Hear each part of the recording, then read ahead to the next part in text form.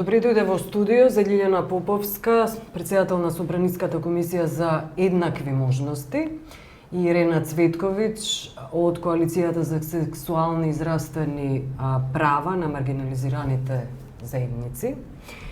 Повод е шокантната, скандалозна изјава на владиката Петар, еден од деловите кои би ги цитирала, која заликува на 19 век изјава, но и прилично балканска.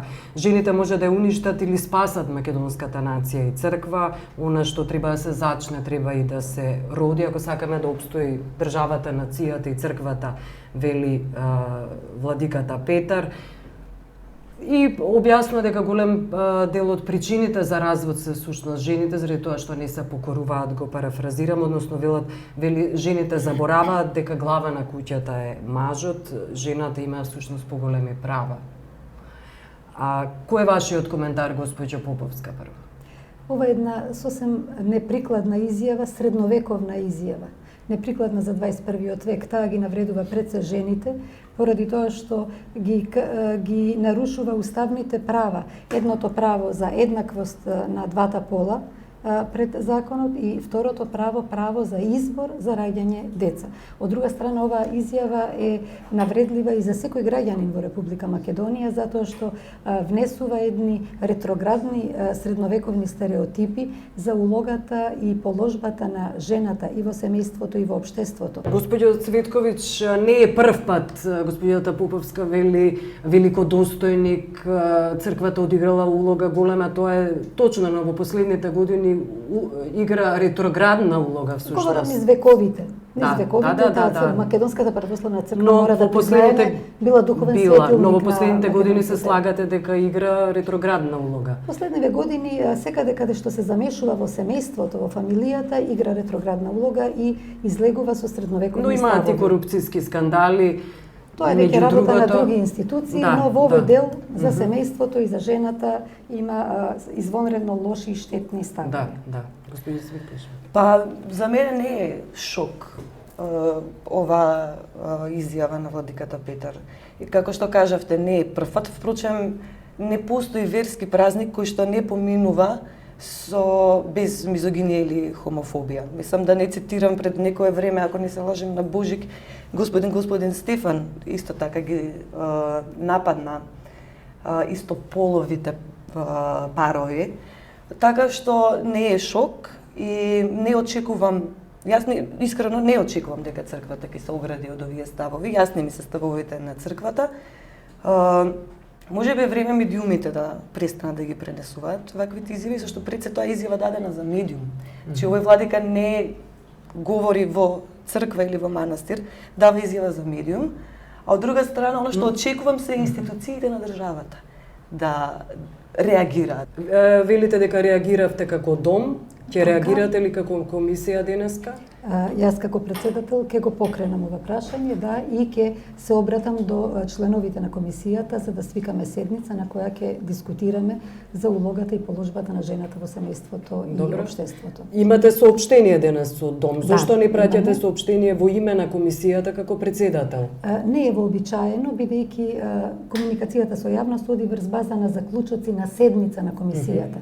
Тоа е собраниско тело каде што јас сум прва меѓу еднаквите. И затоа не е вообичаено да се даде соопштение. Не може ли да се направи инцидентно соопштение кога е алармантна ситуацијата како е? Со самото тоа што еве денеска вие ме повикавте и како председател на дом, меѓутоа ме повикавте и како председател на комисијата за еднакви можности, јас сум тука.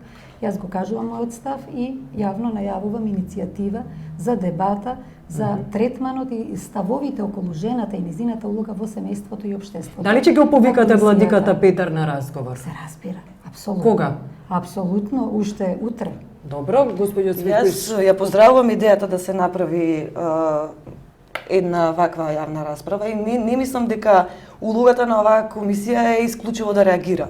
Дури не мислам ни дека единствено владиката Петар треба да стои на обвинителна клупа. Во таа смисла комисијата има ингеренции, таму стои јасно во законот дека таа треба да превземе иницијативи и активности за борба против родовите стереотипи и предрасуди во јавниот живот. Од тука улогата на комисијата гледа малку по широка. Во таа смисла не само да реагира и осудува, туку и да зборува, затоа што ова не се случува ниту вчера прв пат, туку во континуитети. Не би издвоила црквата. Многу е важно да го гледаме контекстот.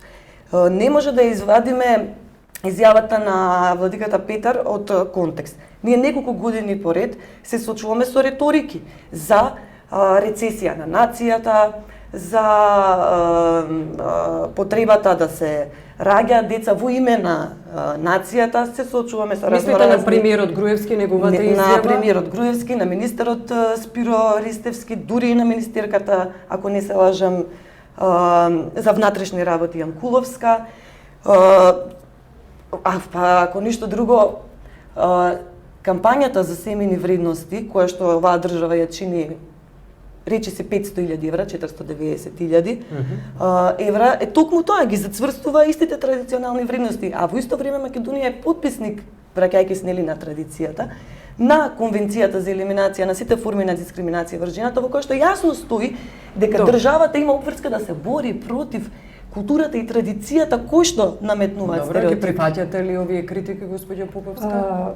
Ова се ставови со кои што ние се согласуваме со Ирена. Многу пати сме дискутирале на овие теми, токму затоа како Комисија за еднакви можности ние во 2 наврати сме дискутирале за стереотипите и предрасудите во јавниот говор и во парламентот и во медиумите. Сме имале дебати со сите членови од сите партии и заеднички сме упатиле писма до уредниците на сите медиуми. Инаку, во многу европски држави се водат кампањи за повеќе детно семејство затоа што се соочуваат со проблем недостиг на работна сила. Но во многу земји така, но во многу се извинувам.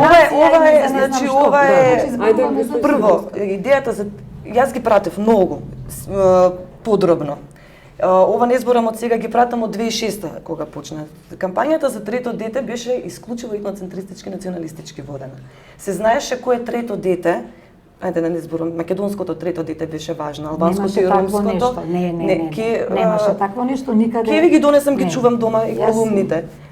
Но затоа и беше оспорена одлуката на Уставен суд, па сега веќе се, да речем, се добива надомест секоја жена која што ќе има распоредено, значи. Ама погледнете го по регионите кои беа исклучени, онamo каде што има мнозинско албанско и ромско.